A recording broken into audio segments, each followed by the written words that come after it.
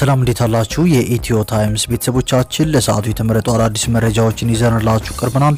ከመረጃዎቻችን መካከልም በጠለምት ሁለት ግንባር ውጊያ መቀስቀሱ ተሰምቷል። ዛሬ ከረፋድ አንስቶ በተከዜ ቀጠና በሁለት ግንባር አዲስ ውጊያ መቀስቀሱ ነው የተሰማው። አንደኛው ግንባር በተከዜ ቀጠና ምስራቅ ጠለምት ሚጫራ በተባለ ስፍራ ሲሆን ሁለተኛው ውጊያ የተቀሰቀሰበት ግንባር ደግሞ በምዕራብ ጠለምት አንበሳ መቃብር ተብሎ በሚጠራው አካባቢ ነው። ይህ በእንዲህ እንዳለም የቀድሞው የትግራይ ክልል ጊዜያዊ አስተዳደር ፕሬዝዳንት አቶ ጌታቸው ረዳ በትግራይ ክልል ውስጥ የሚገኙ አንዳንድ ወታደራዊና ፖለቲካዊ አመራሮች ክልሉን ወደ አዲስና አላስፈላጊ ጦርነት እየገፉት ነው ሲሉ በጽኑ አስጠንቅቀዋል። ሙሉ መረጃውን በዜናችን በዝርዝር እናስደምጣችኋለን። ከዚህ መረጃ በተጨማሪ ጠቅላይ ሚኒስትር ዶክተር አብይ አህመድ ከአሜሪካ ምክትል የውጭ ጉዳይ ሚኒስትር ክሪስቶፈር ላንዳውና ከአሜሪካ የአፍሪካ አዛዥ ጄኔራል ዳግቪን አንደርሰን ጋር መወያየታቸውን የኢንፎርሜሽን መረብ ደህንነት አስተዳደር በዋትስአፕ በቴሌግራምና በሌሎች የመልእክት መላላኪያ መተግበሪያዎች ላይ የሚፈጸሙ የበይነ መረብ ጥቃት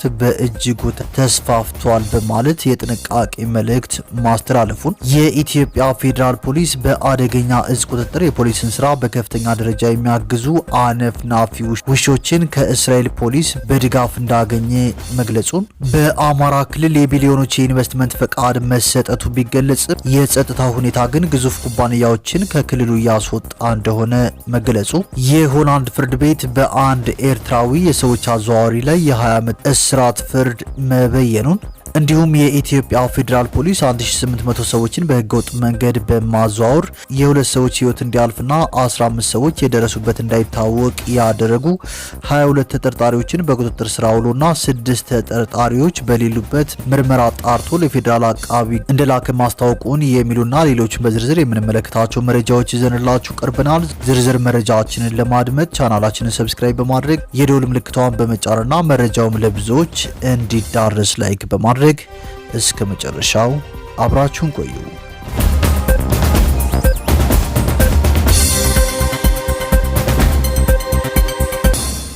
ወደ መጀመሪያው መረጃችን ስናልፍ በጠለምት ሁለት ግንባር ውጊያ መቀስቀሱ ተሰምቷል። ዛሬ ከረፋድ አንስቶ በተከዜ ቀጠና በሁለት ግንባር አዲስ ውጊያ መቀስቀሱን አንድ አፍታ ሚዲያ ዘግቧል። አንደኛው ግንባር በተከዜ ቀጠና ምስራቅ ጠለምት ሚጫራ በተባለ ስፍራ ሲሆን ሁለተኛው ውጊያ የተቀሰቀሰበት ግንባር ደግሞ በምዕራብ ጠለምት አንበሳ መቃብር ተብሎ በሚጠራው አካባቢ ነው። በምስራቅ ጠለምት የተከፈተው ውጊያ ይህ ዘገባ እስከተጠናከረበት ሰዓት ድረስ የቀጠለ ሲሆን በምዕራብ ጠለምት የተከፈተው ተኩስ ግን ወዲያው ቆሙን አንድ አፍታ ሚዲያ ጨምሮ ዘግቧል። ከትናንት በስቲያ ሰኞ ህወሓት በጠለምት ጥቃት መክፈቱን ተከትሎ በወልቃይትና ጠለምት ቀጠና ወታደራዊ ውጥረቱ አይሏል። በጠለምት ግንባር ያለው ውጊያ ሲቀጥል በወልቃይት ሁሉም መግቢያና መውጫ በሮች የኃይል ስምሪት እንቅስቃሴዎች በስፋት እየታዩ ነው። የህወሓት ኃይሎች ከትናንት ምሽት አንስቶ ተጨማሪ ክፍለ ጦሮችን ወደ ወልቃይት እንዳስጠጉም ተሰምቷል። ከዚህ ባለፈ ቡድኑ ረዥምና መካከለኛ ርቀት መወንጨፍ የሚችሉ መድፎችን ወደ ተከዜ ቀጠና አስጠግቷል። በምስራቅ ጠለምት ሚጫራ በተባለ ስፍራ በነፍስ ወከፍና በቡድን መሳሪያዎች የታገዘ ውጊያ እየተደረገ ነው። ሚጫራ የተባለው አካባቢ በትናንትናው ዕለት የድሮን ጥቃት የተፈጸመበት ቦታ አቅራቢያ የሚገኝ ቀበሌ ነው። በትናንቱ የድሮን ጥቃት የህወሓት ወታደሮችና ወታደራዊ መሳሪያዎች ላይ ከፍ ያለ ኪሳራ ማጋጠሙም ተሰምቷል። ከዲማስ ከተከዜ ባሉ የትግራይ ክልል ትይዩ ስፍራዎች ያለው ትኩሳት ከእለት ወደ እለት እየጨመረ ሲሆን መጠነ ሰፊ ውጊያ የመቀስቀስ እድሉም ከጊዜ ወደ ጊዜ እየጨመረ መጥቷል። የተከዜ ዘብ የተባለው ታጣቂ ኃይልም ወደ ተከዜ ወንዝ ማቅናቱ ታውቋል። ይህ በእንዲህ እንዳለም የቀድሞ የትግራይ ጊዜያዊ አስተዳደር ፕሬዝዳንት አቶ ጌታቸው ረዳ በትግራይ ክልል ውስጥ የሚገኙ አንዳንድ ወታደራዊና ፖለቲካዊ አመራሮች ክልሉን ወደ አዲስና አላስፈላጊ ጦርነት እየገፉት ነው ሲሉ በጽኑ አስጠንቅቀዋል። አቶ ጌታቸው በይፋዊ የፌስቡክ ገጻቸው ባሰፈሩት መግለጫ የፕሪቶሪያውን የሰላም ስምምነት ተግባራዊ ለማድረግ የሚደረጉ ጥረቶች በክልሉ አመራሮች የስልጣን ጥም ምክንያት እንቅፋት እየገጠማቸው መሆኑን ገልጸው እነዚህ አካላት ለህዝቡ ስቃይ መራዘም በወንጀል ሊጠየቁ እንደሚገባ አሳስበዋል። የቀድሞው ፕሬዝዳንት በመልእክታቸው እንደተቹት አመራሮቹ የግዛት አንድነትን ማስከበርና ተፈናቃዮችን መመለስ የሚሉ ህዝባዊ ጥያቄዎችን ለጦርነት መቀስቀሻነት እንደ ሽፋን እየተጠቀሙባቸው ይገኛሉ። ተፈናቃዮችን የመመለስ ተግባር በሰላማዊ መንገድ በመተማመንና ከፍተኛ የፋይናንስ ድጋፍን በሚጠይቅ መልኩ መከናወን ያለበት እንጂ ትግራይን ዳግም የጦር አውድማ የሚያደርግ የትንኮሳ መንገድ መሆን እንደሌለበት በአጽንኦት አሳስበዋል። በተለይም በክልሉ ወታደራዊ አመራር ላይ ያነጣጠረ ትችት የሰነዘሩት አቶ ጌታቸው አሁንም የወጣቱን ሕይወት ያለምንም ከባድ መሳሪያ ሽፋን ለጦርነት መማገድ የቆየና ስህተት የሆነ ስልት መሆኑን ጠቅሷል። ክላሽ የያዘ እግረኛን አስቀድማችሁ የምታስጨርሱት የውጊያ ስልት ጠፍቷችሁ ነው ወይስ እነዚያ መድፎች ለሌላ ጊዜና ለሌላ አካል ሊሆኑላችሁ ነው ሲሉ የጠየቁት የቀድሞ ፕሬዝዳንት አመራሩ በህዝብ ዘንድ አለን ለማለት ብቻ የሰው ሕይወት እየገበረ መሆኑን በምሬት ገልጸዋል። ለክልሉ ታጣቂዎችና ወጣቶች ጥሪ ያቀረቡት አቶ ጌታቸው ረዳ የታጋዩ ህመምና ህዝባዊ መርህ ለርካሽ ፖለቲካዊ ንግድ እንዳይውል ጥንቃቄ እንዲደረግም አሳስበዋል። በትግል የመጣው የፕሪቶሪያ ስምምነት ፖለቲካዊ ልዩነቶችን በሰላም ለመፍታት የቀረበ ትግል እድል መሆኑን በመጥቀስ ታጣቂው ክፍል ተጨማሪ ከንቱ መስዋዕትነት አንከፍልም በማለት ለጦርነት የሚደረገውን ግፊት እንዲቃወምና እምቢ እንዲልም አበረታተዋል። በመጨረሻም አቶ ጌታቸው በትግራይ ስም የሚደረገውና የት መቼና እንዴት እንደሚጠናቀቅ የማይታወቅ ያሉት ትርጉም አልባ እንቅስቃሴ በአስቸኳይ እንዲቆም ጠይቀዋል። ግጭት በመቆስቆስ ላይ ያሉ አካላት ቆም ብለው እንዲያስቡ እያሳስቡ ራሳቸው የጫሩትን እሳት ራሳቸው ይሙቁት በሚል ጠንካራ ማስጠንቀቂያም መልእክታቸውን ደምድመዋል። ወደ ቀጣዩ መረጃችን ስናልፍ ጣሊያን ሁለተኛውን የጣሊያን አፍሪካ ጉባኤ የፊታችን የካቲት 6 በአዲስ አበባ እንደምታካሄድ ተሰምቷል። ጣሊያን ሁለተኛውን የጣሊያን አፍሪካ የመሪዎች ጉባኤ በመጪው የካቲት 6 ቀን 2018 ዓ.ም በአዲስ አበባ እንደምታካሄድ የሀገሪቱ መንግስት አስታውቋል። የጣሊያን ጠቅላይ ሚኒስትር ጆርጂያ ሜሎኒ በአመቱ የመጀመሪያ ጋዜጣዊ መግለጫቸው ላይ እንዳስታወቁት ሁለተኛው የጣሊያን አፍሪካ የመሪዎች ጉባኤ ለመጀመሪያ ጊዜ በአፍሪካ ምድር በአዲስ አበባ ይካሄዳል። የጣሊያን ጠቅላይ ሚኒስትር ጆርጂያ ሜሎኒ በአመቱ የመጀመሪያ ጋዜጣዊ መግለጫቸው ላይ እንዳስታወቁት ጉባኤው ለመጀመሪያ ጊዜ በአፍሪካ ምድር የሚካሄድ ሲሆን ከአፍሪካ ህብረት የመሪዎች ጉባኤ ጎን ለጎን በህብረቱ መንግስታትና የአገራት መሪዎች ጉባኤ ዋዜማ ላይ ይከናወናል። የጉባኤው ፕሮግራም አካል በመሆን በክብር እንግድነት ይገኛሉ ተብለው የሚጠበቁት ጠቅላይ ሚኒስትር ሜሎኒ የካቲት 7 ጠዋት በሚካሄደው የአፍሪካ ህብረት መደበኛ ጉባኤ መክፈቻ ላይ ንግግር ያደርጋሉ ተብሎ ይጠበቃል። ጉባኤው ዓላማ ጣሊያን ከአፍሪካ ሀገራት ጋር ያላት ስትራቴጂካዊ ግንኙነት ማጠናከርና እንደ ኢሮፓያን አቆጣጠር በጥር 2024 በሮም ይፋ የተደረገውን የማቴ እቅድ ግቦች ማሳካት መሆኑን መግለጫው ጠቁሟል። እቅዱ በጣሊያንና በአፍሪካ ሀገራት መካከል ስርዓት ያለው ፖለቲካዊና ኢኮኖሚያዊ አጋርነትን ለማሳደግ ያለመ ነው። ጉባኤው በማቴ እቅድ ዋና ዋና ዓላማዎች ላይ በመመስረት እንደ ዘላቂ ልማት፣ መሰረተ ልማት፣ ኢነርጂ፣ ትምህርትና ስልጠና፣ ጤና ጥበቃና ግብርና ባሉ ዘርፎች ላይ ትብብርን በማሳደግ ላይ እንደሚያተኩርም የጣሊያን መንግስት ገልጸዋል። ወደ ቀጣዩ መረጃዎችን ስናልፍ የኢትዮጵያ ፌዴራል ፖሊስ በአደገኛ እጽ ቁጥጥር የፖሊስን ስራ በከፍተኛ ደረጃ የሚያግዙ አነፍናፊ ውሾችን ከእስራኤል ፖሊስ በድጋፍ ማግኘቱ ታውቋል። የኢትዮጵያ ፌዴራል ፖሊስ የወንጀል መከላከል ጠቅላይ መምሪያ አዛዥ ክቡር ምክትል ኮሚሽነር ጄኔራል መላኩ ፈንታ ድጋፉን አስመልክተው ባስተላለፉት መልእክት በድጋፍ ያገኘናቸው አነፍናፊ ውሾች በቦሌ ኢንተርናሽናል ኤርፖርት በኩል ከተለያዩ የውጭ ሀገራት ወደ ሀገራችን የሚገባውንና የሚወጣውን አደገኛ እጽ ለመከላከልና ዝውውሩንም ባደገ ሁኔታ ለመቆጣጠር እንደሚያስችሉ ተናግረዋል። አያይዘውም በአነፍናፊ ውሾቹ በመታገዝ ከውጭ ሀገር ወደ ሀገራችን የሚገባውን ና የሚወጣውን አደገኛ እጽ በተገቢው መንገድ ለመቆጣጠር የኢትዮጵያ ፌዴራል ፖሊስ የጸረ ፈንጅና የአደገኛ እጽ ቁጥጥር መምሪያ ባለሙያዎች በእስራኤል ሀገር ቴል አቪቭ ስልጠና እየወሰዱ መሆናቸውን ተናግረው አነፍናፊ ውሾቹ ሰልጥነው ወደ አገራችን ሲገቡ ለ39ኛው አፍሪካ ህብረት የመሪዎች ጉባኤ አገልግሎት እንደሚሰጡም ገልጸዋል።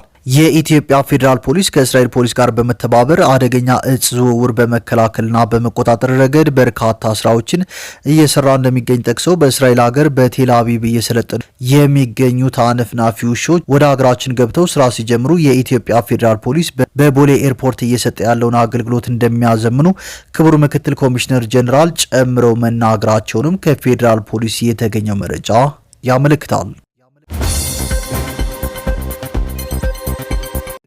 ወደ ቀጣዩ መረጃዎችን ስናልፍ የኢንፎርሜሽን መረብ ደህንነት አስተዳደር በዋትስአፕ በቴሌግራም እና በሌሎች የመልእክት መላላኪያ መተግበሪያዎች ላይ የሚፈጸሙ የበይነ መረብ ጥቃት በእጅጉ ተስፋፍቷል በማለት አስጠንቅቋል። የበይነ መረብ ጥቃት ፈጻሚዎቹ በአገሪቱ የሚካሄዱ የተለያዩ ሲምፖዚየሞችን፣ ዓለም አቀፍ መድረኮችንና የበይነ መረብ ስብሰባዎችን ለሐሰተኛ ድርጊቶቻቸው መጠቀሚያ እያደረጓቸው እንደሚገኙ ተቋሙ ገልጿል። ተቋሙ ጥቃት ፈጻሚዎች የግለሰቦችንና ተቋማትን የባንክ ሂሳቦች ለመመዝበር የግለሰቦችን የግል መረጃዎች ለመመንተፍና የዲጂታል ደህንነትን ለማናጋት በተቀናጀ መልኩ እየሰሩ ስለመሆኑ በክትትልና ምርመራ አረጋግጫለሁ ብሏል። የበይነ መረብ ጥቃቶች የሚፈጸሙት በህዝቡ ዘንድ ከፍተኛ ትኩረት የሚሰጣቸውን ተፈላጊና ወቅታዊ ጉዳዮች መነሻ በማድረግ በተዘረጋ ስልታዊ የማታለያ ዘዴ ነው ያለው ተቋሙ የዲጂታል መገናኛ ዘዴዎች ተጠቃሚዎች ከማይታወቁ ወይም ካልተረጋገጡ አድራሻዎች በዋትስአፕ፣ ቴሌግራምና በሌሎች የዲጂታል የመገናኛ ዘዴዎች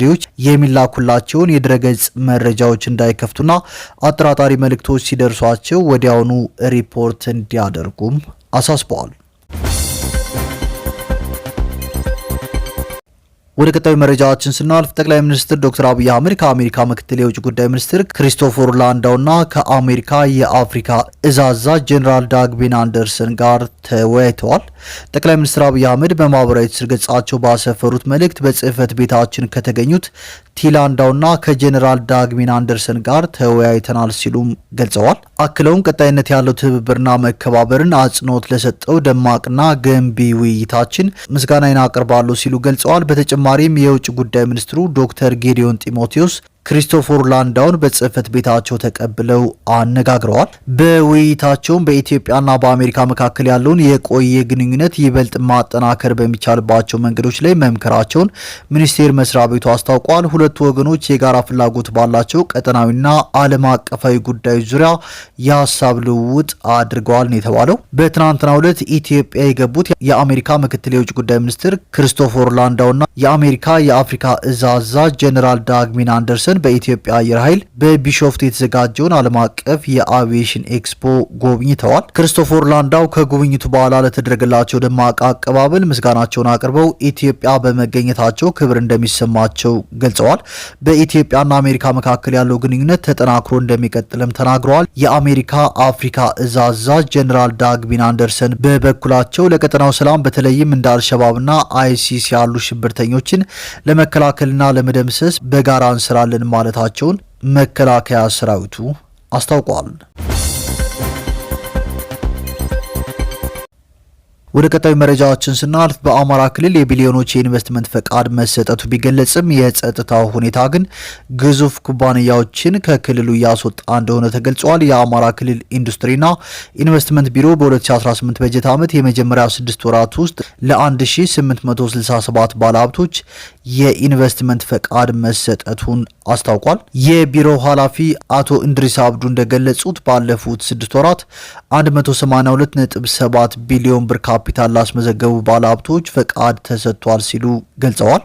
ለአምራች ኢንዱስትሪ፣ ለግብርናና ለአገልግሎት ዘርፎች የሚውል 3626.27 ሄክታር መሬት መዘጋጀቱን የጠቀሱት ኃላፊ ይህም የክልሉን የኢንቨስትመንት ፍሰት በየጊዜው እየተሻሻለ መምጣቱን የሚያሳይ እንደሆነ ገልጸዋል። እንደ ቢሮ ኃላፊ ገለጻ እነዚህ ፕሮጀክቶች ወደ ስራ ሲገቡ ለወጣቶች ሰፊ የስራ ዕድል በመፍጠር የክልሉን ኢኮኖሚ ለማነቃቃት ትልቅ ሚና እንደሚኖራቸው አመላክተዋል። ይህ በእንዲህ እንዳለም በክልሉ ባለው የጸጥታ ሁኔታ ምክንያት ግዙፉ የጀርመን ሆርቲካልቸር ኩባንያ ሰሌክታዋን ስራውን አቁሞ ወደ ጎረቤት ሀገራት መዛወሩን ግንቦት 26 ቀን 2017 ዓ.ም ማስታወቁ ይታወሳል። በምዕራብ ጎጃም ዞን ኩንዝላ አካባቢ ለዓመታት ሲንቀሳቀስ የነበረው ሰሌክታዋን በክልሉ ባለው ግጭት ሳቢያ የሰራተኞቹን ደህንነት ማረጋገጥ ባለመቻል የምርት ጣቢያውን ወደ ኬንያና ዩጋንዳ ማዛወሩንም አስታውቋል። ወደ ቀጣዩ መረጃዎችን ስናልፍ የኔዘርላንድ ፍርድ ቤት ማክሰኞ ዕለት ስደተኞች የሚሰቃዩበትንና ቤተሰቦቻቸው የሚበዘበዙበትን የሰዎች ዝውውር ወንጀል ሲመራ በነበረ አንድ ኤርትራዊ ግለሰብ ላይ የ20 ዓመት እስራት ፈርዷል። ፍርድ ቤቱ አማኑኤል ወሊድ የተባለው ግለሰብ ስደተኞችን ከኤርትራ በሊቢያ በኩል ወደ አውሮፓ በሚያጓጉዝበት ሰዓት ሰብአዊነት በጎደለው መልኩ ይይዛቸው እንደነበር ገልጿል። የችሎቱ ሰብሳቢ ዳኛ ረኔ ሜላርድ ለአማኑኤል ወሊድ ሲናገሩ ያንተ ብቸኛ ዓላማ የተሻለ ህይወትን ከሚፈልጉ ሰዎች ላይ የምትችለው ያክል ከፍተኛ ገንዘብ መሰብሰብ ብቻ ነበር ብለዋል። በሰሜናዊቷ የኔዘርላንድስ ከተማ ዞለ የሚገኘው ፍርድ ቤት የዘራፊ ቡድን አባላት በኔዘርላንድስ የሚገኙ ቤተሰቦችን በስልክ እያሰሙ ሰዎችን ግርፊያ ይፈጽሙባቸው እንደነበር ሰምተዋል። ቤተሰቦቹ ስቃዩ እንዲቆም ክፍያ እንዲፈጽሙ ይጠየቁ ነበርም ብለዋል። ቤተሰቦቻቸው ገንዘቡን ካስተላለፉ በኋላ ብቻ ነው ተጎጂዎቹ አደገኛ ለሆነው የሜዲትራኒያን ባህር ጉዞ ብቃት በሌላቸው ጀልባዎች ላይ እንዲጫኑ የሚደረገው። በዚህ የባህር ጉዞ ላይ ብዙዎቹ ሰጥመው ቀርተዋል። አቃቢ ሕግም ግለሰቡን በሰዎች መነገድ፣ በማስፈራራት ገንዘብ መቀበል፣ ታጋቾቹን መያዝና ጾታዊ ጥቃት ወንጀሎችን የመፈጸም ዓላማ ያለውን የወንጀል ቡድን በመምራት ከሶታል። በዚህም ምክንያት የ20 ዓመት ከፍተኛ የእስራት ቅጣት እንዲበየንባቸው ጠይቀዋል። ዳኛ ሜላርድ በበኩላቸው ሲናገሩ የወንጀሎች አሰቃቂነትና መጠነ ስፋት የ20 ዓመት የእስራት ቅጣትን ተገቢ ያደርጉታል ሲሉ ተናግረዋል። ወደ መጨረሻው መረጃዎችን ስናልፍ የኢትዮጵያ ፌዴራል ፖሊስ 1800 ሰዎችን በህገወጥ መንገድ በማዘዋወር የሁለት ሰዎች ህይወት እንዲያልፍና 15 ሰዎች የደረሱበት እንዳይታወቅ ያደረጉ 22 ተጠርጣሪዎችን በቁጥጥር ስር አውሎና 6 ተጠርጣሪዎች በሌሉበት ምርመራ አጣርቶ ለፌዴራል አቃቢ ህግ መላኩን አስታውቋል። የፖሊስ የምርመራ መዝገብ እንደሚያስረዳው ተጠርጣሪዎቹ በሰው ልጅ ለመነገድ በማሰብ የወንጀል ቡድን በማደራጀትና የቡድኑ አመራርና አባላት በመሆን በወንጀል ድርጊቱ ላይ መሳተፋቸውን ፖሊስ በምርመራው አረጋግጧል። ተጠርጣሪዎቹ ወንጀሉን ለመፈጸም የወንጀል ቡድን አደራጅተውና በስራቸው ደላሎችን በመመልመል በተለያዩ የሀገራችን አካባቢዎች በማሰማራትና የህገ ወጥ የሰዎች ዝውውር የወንጀል መረብ በመዘርጋት ሰዎች በሊቢያ በኩል ወደ አውሮፓ ገብተው የተሻለ ኑሮ እንደሚኖሩ በሐሰተኛ ተስፋ በማሳመን ሲልኩ መቆየታቸውን የፖሊስ ምርመራ መዝገብ ያስረዳል። ተጠርጣሪዎቹ ወደ ሱዳን ድንበር የሚያጓጉዙ ተቀጣሪዎችን በማዘጋጀት በህገወጥ መንገድ ተጎጂዎችን ከሀገር ሲያስወጡ መቆየታቸውን የገለጸው ፖሊስ ሰዎች ከኢትዮጵያ ድንበር ከወጡ በኋላ በዘረጉት የወንጀል መረብ አማካኝነት ወደ ሊቢያ ወስደው በመጋዘኖች ሲያጉሩ እንደቆዩም ተገልጿል። በሊቢያ የሚገኙ ተጠርጣሪዎችና ግብረ አበሮቻቸው በሚያስተዳድሯቸው መጋዘኖች ውስጥ የህገወጥ ዝውውሩ ሰለባዎች በህይወት ለመቆየት ብቻ የሚያበቃ ምግብ እንዲያገኙ በማድረግና ወደ ቤተሰቦቻቸው ስልክ በማስደወል ከፍተኛ ገንዘብ በመጠየቅ ገንዘቡ እስኪከፈል ተጎጂዎችን መያዣ አድርገው እንደሚያቆዩ የፖሊስ ምርመራ መዝገብ አመላክቷል። በህገወጥ መንገድ ያገኙትን ከፍተኛ ገንዘብ ከአገር እንዲሸሽ በማድረግ በሀገር ውስጥና በውጭ ሀገር ቋሚና ተንቀሳቃሽ ሀብትና ንብረት እንዳፈሩም ፖሊስ በምርመራው ያረጋገጠ ሲሆን በተጠርጣሪዎቹ ስም ቤትና ተሽከርካሪ እንዲሁም ከ71 ሚሊዮን ብር በላይ በባንክ አካውንታቸው መገኘቱን ፖሊስ ጨምሮ ገልጿል። የኢትዮጵያ ፌዴራል ፖሊስ ከፌዴራል ፍትህ ሚኒስቴር፣ ከብሔራዊ መረጃና ደህንነት አገልግሎት፣ ከፋይናንስ ደህንነት አገልግሎትና ከሌሎች ባለድርሻ አካላት ጋር በቅንጅት በመስራት በህገወጥ የሰዎች አዘዋዋሪዎች ላይ ጠንካራ ክትትል በማድረግ ተጠርጣሪዎችን ከተለያዩ የሀገራት አካባቢዎች በቁጥጥር ስር መዋል መቻሉን የፖሊስ ምርመራ መዝገብ ያሳያል። የኢትዮጵያ ፌዴራል ፖሊስ በቀጣይም ከሌሎች ባለድርሻ አካላት ጋር በመቀናጀት በሰው ልጆች የሚነግዱ ወንጀል ፈጻሚዎች ላይ የተጠናከረ ኦፕሬሽን በማካሄድ በቁጥጥር ስር የመዋልና ለህግ የማቅረብ ስራዎችን አጠናክሮ እንደሚቀጥል ገልጾ ህብረተሰቡም ጥቆማ እንዲሰጥ ጥሪውን አቅርበዋል።